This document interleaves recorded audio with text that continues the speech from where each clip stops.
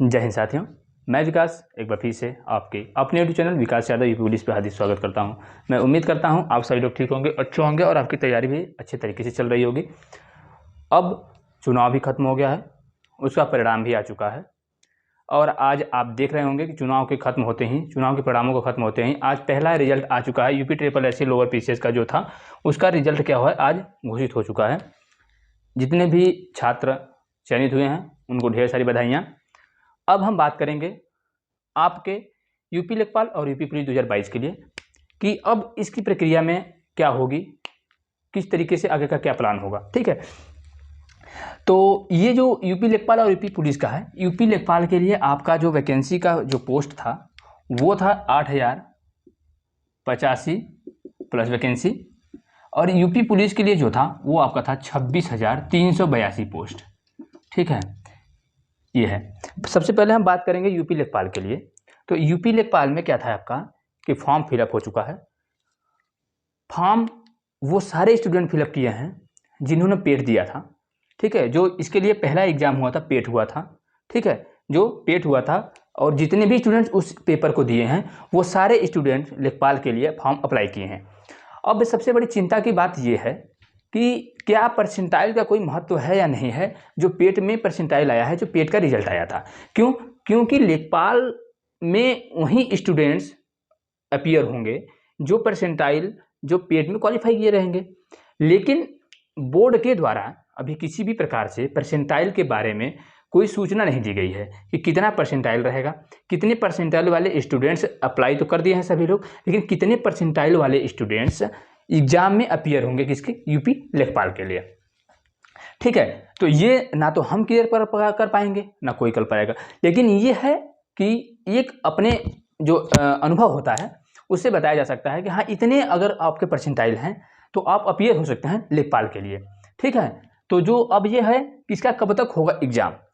तो अगर आपका अच्छा परसेंटाइल है, मेरे हिसाब से अगर आपका परसेंटाइल 70 प्लस परसेंटाइल बन रहा है, ठीक है, उस हिसाब से अपना जनरल, ओबीसी, एससी, एसटी, मैं जनरल के लिए बता रहा हूँ, ओबीसी के लिए, जनरल के लिए, एससी, एसटी, अपना 5% 7% परसेंटाइल के हिसाब से अपना कम कर ले। लेकिन अगर उसके एबव है आपका तो आप यूपी लेखपाल के लिए अपने संभावनाएं बनाए रखें कि आप अपीयर हो सकते हैं। लेकिन कोई फिक्स नहीं है। क्योंकि कंपटीशन टफ होगा। वैकेंसी 8000 है, काफ़ी दिनों बाद वैकेंसी आई हुई है, तो कंपटीशन आपके लिए टफ होगा, ये आप श्योर है। और इसे मानिए या मत मानिए, हमें कोई फ़र्क नहीं पड़ता है। लेकिन मैं जहाँ तक बता रहा हूँ कि इसका कंपटीशन टफ होने वाला है और कंपटीशन टफ होगा। ठीक, तो अब बात करते हैं कि कब तक एग्ज़ाम होगा। तो यूपी लेखपाल का जो एग्ज़ाम होगा वो आपका अप्रैल में बिल्कुल होगा ज़रूर। ये 100% आप मानकर चलिए कि आपका एग्ज़ाम यूपी लेखपाल का अप्रैल में होना है, ये तय है बिल्कुल। क्योंकि चुनाव खत्म हो गई है, अब सारी चीज़ें खत्म हो गई हैं। अब सरकार का जो रोजगार के लिए मेन मुद्दा जो है वो रोजगार का है, और वो रोजगार के लिए अब जितनी भी वैकेंसी आई हुई हैं अब उसके कार्य को प्रगति पे लाएगी। क्योंकि जितने भी अधिकारी थे, जितनी भी फोर्सेस थी, जो भी सारी चीज़ें थी प्रक्रिया में थी भर्ती बोर्ड के द्वारा, अब भर्ती बोर्ड भी एक्टिव रहेगा और वो काम करेगा अपने भर्ती पे। ठीक है, वो पूरी फोकस करेगा। तो कब तक एग्जाम होगा, इसका अप्रैल में एग्जाम होगा। ठीक है, इसका एग्जाम जो होगा अप्रैल में होगा, और इस चीज़ को आप मान लीजिए और अपनी तैयारी को बेहतरीन तौर से और बेहतरीन तरीके से स्टार्ट करे रहिए और कंटिन्यू बनाते रहिए। ठीक है, आपने जो नोट्स बनाए हैं प्रॉपर तरीके से उसका रिवीजन करते रहिए, मैथ्स रीजनिंग का एक्सरसाइज करते रहिए, टेस्ट सीरीज मारते रहिए। अब हम बात करेंगे पुलिस का नोटिफिकेशन कब तक। पुलिस में क्या समस्या आ रही है, टेंडर ही नहीं मिल रहा है इन्हें। अब टेंडर भी मिल जाएगा क्योंकि चुनाव खत्म है। सारी चीज़ें लेट क्यों हो रही थी, चुनाव की वजह से हो रही थी, तो अब टेंडर भी मिल जाएगा। तो इसका पुलिस का जो नोटिफिकेशन है वो मार्च के लास्ट तक आ जाएगा। ठीक है, मार्च मंथ में आ जाएगा। ठीक है, मार्च मंथ तक आ जाएगा। ठीक है, जो पुलिस का नोटिफिकेशन है ये आप मानकर चलिए कि मार्च महीने में आपका फॉर्म फिलअप होने लगेगा। ठीक है, वो टेंडर है, वो कंपनियां टेंडर ले लेंगी। चुनाव खत्म हो गया है, अब सारी जो चीज़ें हैं वो फोकस रहेंगी किस पे, आप वैकेंसी पे। तो जो टेंडर है वो मिल जाएगा, जिस कंपनी को चाहेगा वो टेंडर कंपनी ले लेगी। ठीक है, अब हम बात करेंगे क्या हो सकता है परसेंटाइल इन लेखपाल। ठीक है, अब हम बात करेंगे क्या हो सकता है परसेंटाइल। परसेंटाइल में मैंने आपको पहले ही बता दिया है कि परसेंटाइल क्या है, किस तरीके। ठीक है, तो मैंने परसेंटाइल आपको बता दिया है कि क्या हो सकता है परसेंटाइल। ठीक है, अगर आप 70 परसेंटाइल जो होता है इसके अगर एबव हैं, ठीक है। अगर इसके एबव हैं तो आप अपनी आशा मत छोड़िए, होप को बनाए रखिए, क्योंकि विश्वास ही सबसे बड़ी चीज़ है। विश्वास पे ही दुनिया चलती है और विश्वास ही सबसे बड़ी चीज़ है। आप अगर इतने हैं तो आप अपनी तैयारी को कंटिन्यू रखे रहिए, ठीक है। अब हम बात करेंगे दोनों एग्जाम में क्या होगा कंपटीशन लेवल। तो मैं पहले ही बता दिया हूँ कि कंपटीशन लेवल टफ होगा, कंपटीशन लेवल जो होगा वो टफ होगा। क्यों होगा, मैं इस बारे में भी आज चर्चा करूँगा आपसे, ठीक है। तो हम जो दोनों एग्जाम में क्या होगा कंपटीशन, हम कंपटीशन लेवल के बारे में आज बात करेंगे। कंपटीशन क्या होगा, देखिए मैं लेखपाल के लिए बता दूं आपको, लेखपाल के लिए तो कंपटीशन हाई होगा। लेखपाल के लिए जो कंपटीशन होगा वो हाई होगा। क्यों हाई होगा, क्योंकि इस एग्ज़ाम में अनुभवी जो स्टूडेंट्स हैं वो बैठेंगे, क्योंकि इसमें एज भी ज़्यादा लेता है। और जो तैयारी करने वाले हैं यूपी ट्रिपल एससी की, वो सारे स्टूडेंट्स एग्ज़ाम को देंगे, क्योंकि ऑफिशियल नौकरी है और सबकी जो प्रायोरिटी होती है पहले लेखपाल की होती है, ठीक है। पुलिस से भी पहले लेखपाल की होती है। क्यों, उसका भी रीज़न है, क्योंकि लेखपाल में अपने घर के आसपास की नौकरी होती है और ऑफिशियल नौकरी होती है, सिविल टाइप की नौकरी होती है। तो इसके लिए जो होते हैं वो प्रायोरिटी सबसे पहली होती है, प्राथमिकता सबसे पहले लोग रखते हैं किसके लिए, यूपी लेखपाल के लिए। तो कंपटीशन तो टफ होगा और उस कंपटीशन के टफ से आपको घबराना नहीं है कि नहीं कंपटीशन टफ होगा तो हम घबराएंगे, घबराना नहीं है, आपको अपनी तैयारी बढ़ानी है बस। कंपटीशन तो टफ दिन का दिन बढ़ता रहेगा, जिस हिसाब से आगे भी एग्जाम में होंगी वो कंपटीशन बढ़ता रहेगा, क्योंकि अब टेक्नोलॉजी बढ़ी है, पढ़ने का साधन बढ़ा है, ठीक है। यूट्यूब के माध्यम से लोग पढ़ रहे हैं, तो जो पढ़ने का साधन है वो भी बढ़ा है, लोग जहाँ भी हैं वो पढ़ रहे हैं, ठीक है। किस भी तरीके से जहाँ से भी उनको एक्सेप्ट करना है जो चीज़ों को पढ़ने के लिए, वो इस चीज़ को एक्सेप्ट कर रहे हैं और पढ़ रहे हैं। तो कंपटीशन में कोई दो राय नहीं है कि कंपटीशन हाई होगा यूपी लेखपाल का, ठीक है। यूपी लेखपाल का कंपटीशन टफ होगा, ये आप श्योर मान लीजिए, इस बात को मैं अभी बता दे रहा हूँ। और अगर आपको यूपी लेखपाल निकालना है तो आपको तैयारी आपको बेहतरीन करनी पड़ेगी और उसके लिए आपको मैक्सिमम टाइम देना पड़ेगा अपने पढ़ाई पे, तभी आप इस एग्जाम को क्वालिफाई कर पाएंगे, ठीक है। तो ये तो रहा लेखपाल का। और वैकेंसी भी कम है, 8,000 वैकेंसी है, ठीक है। अगर पेट में से आप मान लीजिए कम से कम नहीं तो मुझे लगता है कि 4 लाख लड़के, ठीक है, 4 लाख लड़के इसमें बैठेंगे यूपी लेखपाल के लिए, ठीक है। लेखपाल के लिए 4 लाख लड़कों से कम नहीं बैठेंगे पेट में। जो अगर वो परसेंटाइल इस हिसाब से करेगा कि लगभग मुझे लगता है जहाँ तक कि 4 लाख लड़के बैठेंगे यूपी लेखपाल के लिए। तो 4 लाख लड़के हैं और 8,000 वैकेंसी है, तो आप समझ सकते हैं कंपटीशन लेवल क्या हो सकता है, ठीक है। इस बात से आप समझ सकते हैं कंपटीशन लेवल क्या हो सकता है। लेकिन उस कंपटीशन लेवल से आपको बिल्कुल वरीड करने की बात नहीं है, चिंता करने की जरूरत है ही नहीं, क्योंकि अगर आप तैयारी करने वाले हैं तो कंपटीशन लेवल से आपको मतलब ही नहीं है, क्योंकि आप भीड़ का हिस्सा बनने नहीं जा रहे हैं, ठीक है। आप भीड़ में भीड़ जुटाने नहीं जा रहे हैं, आप उस भीड़ से यूनिक रहेंगे। फॉर्म तो बहुत अप्लाई होते हैं, लेकिन लड़के तब भी सिलेक्ट होते हैं, और लड़का वहीं सिलेक्ट होता है जो मेहनत करता है, जो पढ़ता है। सिलेक्शन वहीं पाता है लास्ट में, ठीक है। तो इस चीज़ को आपको क्लियर करनी पड़ेगी कि क्या है और किस तरीके से है। अब हम बात करते हैं आपका किसके लिए, यूपी पुलिस के लिए, कि यूपी पुलिस का कंपटीशन क्या होगा, ठीक है।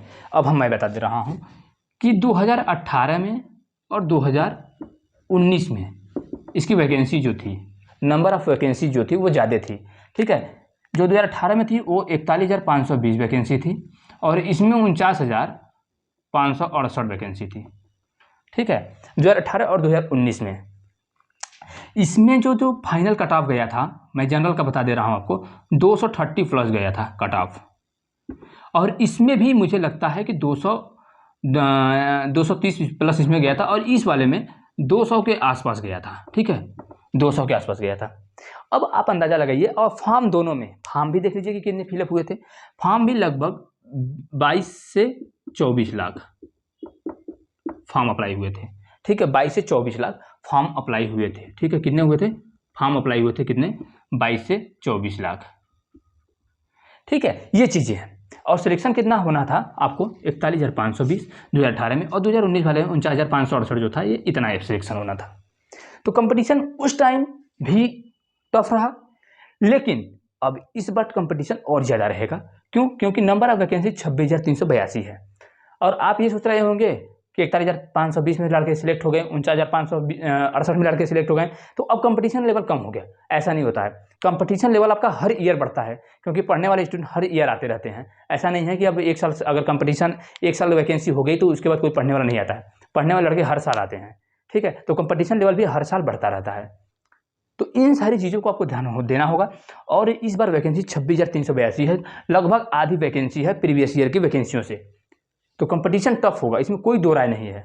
कोई आपको ये कहे कि नहीं कंपटीशन टफ नहीं होगा, कंपटीशन टफ होगा, लेकिन आपको उस कंपटीशन से घबराना नहीं है, आपको जो अपनी तैयारी की लेवल है उसको बढ़ानी है, तरीकों को चेंज करना है, टू द पॉइंट पढ़ना है, एक्सरसाइज, प्रैक्टिस सेट, इन सारी चीज़ों पे केयर करना है। करंट के लिए क्या पढ़ना है, मैथ्स में क्या सटीक होगा आपके लिए, मैथ्स में क्या पढ़ना चाहिए, इन सारी चीज़ों के लिए आपको टू द पॉइंट फोकस करना पड़ेगा। अपने स्टडी पॉइंट पे आपको उसके सिलेबस के अकॉर्डिंग पढ़नी पड़ेगी। प्रीवियस ईयर के जितने भी प्रैक्टिस सेट हैं, प्रीवियस ईयर के जितने भी पेपर हैं, आप उसको पढ़िए, उसको जरूर क्वेश्चन को सॉल्व कीजिए मैथ और रीजनिंग के लिए। वो आपके लिए काफ़ी हेल्पफुल होते हैं प्रैक्टिस ईयर, जो प्रीवियस ईयर के होते हैं, क्योंकि प्रीवियस ईयर के एग्जामों में जो आए हुए क्वेश्चन होते हैं, अगर आप प्रीवियस ईयर के पेपर सॉल्व करते हैं तो सबसे बड़ी चीज़ जो होती है ना, जो सबसे बड़ी चीज़ होती है, आपका कॉन्फिडेंस लेवल बढ़ता है। सबसे बड़ी चीज़ होती है वो आपका कॉन्फिडेंस होता है, ठीक है, आपका कॉन्फिडेंस बढ़ता है। सबसे बड़ी चीज़ जो होती है, आपका कॉन्फिडेंस लेवल अगर बढ़ जाएगा तो आपको कोई नहीं रोक सकता है एग्जाम में क्वालिफाई करने से, क्योंकि सबसे बड़ी चीज़ कॉन्फिडेंस लेवल होनी चाहिए आपके अंदर। और वो कॉन्फिडेंस लेवल आपका कहाँ से आएगा, वो आपका प्रीवियस ईयर पेपर सॉल्व करने से आता है। क्योंकि प्रीवियस ईयर में क्या होता है कि अगर आप पहले पढ़े हुए हैं सारी चीज़ों को, तो प्रीवियस ईयर में क्या होता है कि हर एक टॉपिक को, हर एक चैप्टर से क्वेश्चन, मिक्स क्वेश्चन आते हैं उसमें, और जब उसको आप सॉल्व करते हैं तो आपका माइंड हर एक क्वेश्चन पे, ठीक है, आपका हर माइंड, आपका जो माइंड होता है वो स्ट्राइक करता है सारे क्वेश्चनों पे, सारे क्वेश्चन पे। मैंने पहले वर्क एंड टाइम का क्वेश्चन सॉल्व किया, फिर आपको तुरंत मिल जाएगा CISI, simple interest, compound interest, तो आपका माइंड उस चैप्टर से डायरेक्ट आता है इस चैप्टर पे, तो आपकी जो सोचने की क्षमता होती है वो इंक्रीज करती है, और जब वो इंक्रीज करती है तो आपके अंदर कैपेबिलिटी आती है, कॉन्फिडेंस आता है, और आप बेहतरीन करते हैं, ठीक है। तो ये रहा सारी चीज़, जो चीज़ें थी मैं समझा कि महत्वपूर्ण है आपके लिए, तो मैंने कोशिश किया कि आपको बताता हूँ। और अगर आपको ये चीज़ें अच्छी लगती हैं तो आप अगर हमारे YouTube चैनल पर नए भी हैं,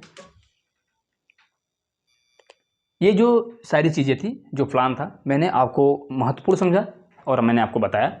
और अगर आप हमारे YouTube चैनल पर नए हैं तो हमारे YouTube चैनल को जरूर सब्सक्राइब करें, अपने दोस्तों के साथ शेयर करें, ताकि उनको भी इस तरीके के अपडेट्स से बिल्कुल अपडेट रहें, और उनको भी जितनी भी मुझसे हो सकता है मैं उनको जानकारी के माध्यम से, YouTube के अपने माध्यम से, अपने चैनल के माध्यम से उनको अपडेट करता रहूँ, ताकि वो भी इन चीज़ों से लेटेस्ट अपडेट रहें, और वो भी अपनी तैयारी को परखें, जांचें, और अपनी तैयारी को बेहतरीन रूप में परिवर्तित करके एक सीट अपने लिए रिजर्व रखें, ठीक है। तो इन सारी चीज़ों से आप बिल्कुल अवेयर रहिए, लेटेस्ट अपडेट है, ये सब चीज़ जो होती है ना, ये अब बिल्कुल प्रक्रिया में आ जाएंगे, ठीक है। तो अभी आज तक के लिए इतना ही रखते हैं, तब तक के लिए सभी साथियों को जय हिंद।